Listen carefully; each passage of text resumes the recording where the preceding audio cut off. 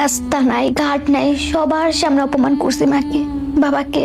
আমার জামাই কাজ ছিল না, আমার বাবা রিক্সা চালায়া আমার জামাইকে চালাইছে। আমার মাকে খুব বাজে বাজে কথা বলে আমার হাজবেন্ড, যা কখনো একটা ছেলে তার শাশুড়িকে বা মাকে বলে না।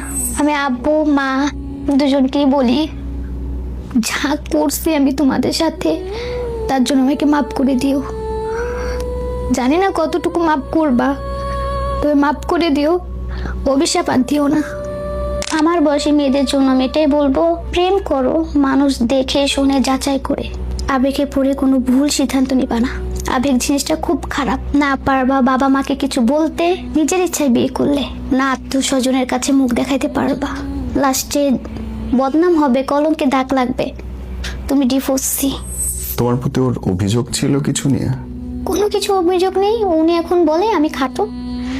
যখন সাথে ছিল তুমি যে একটু খাটো, এইটাতে কি তার শারীরিক কোনো অসুবিধা হয়েছে? না।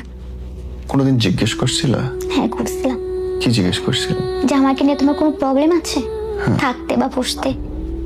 বলে না, তুমি পারফেক্ট আছো আমার জন্য। নিজে মুখে বলেছে?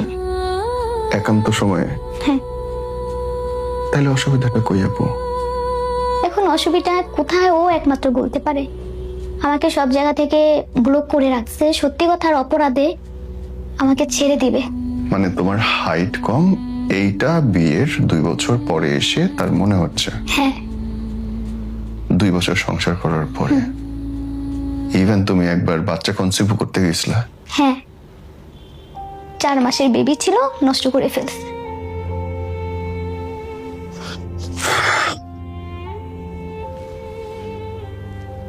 আমার ফ্যামিলি খুব গরিব, ওর ফ্যামিলি হাই কোয়ালিটি, তো আমি চাই ও ভালো থাকুক, কখনো ক্ষতি চাই নাই বা ওর বিরুদ্ধে যা কিছু করি নেই, চাবো না কিছু করতে, ও ভালো থাক, এতটুকু আমার বলার ওর জন্য।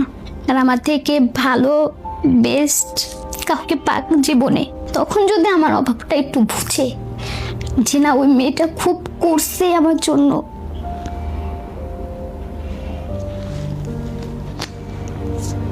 ভালো থাকুক, এতটুকুই বলার, আর কিছু না।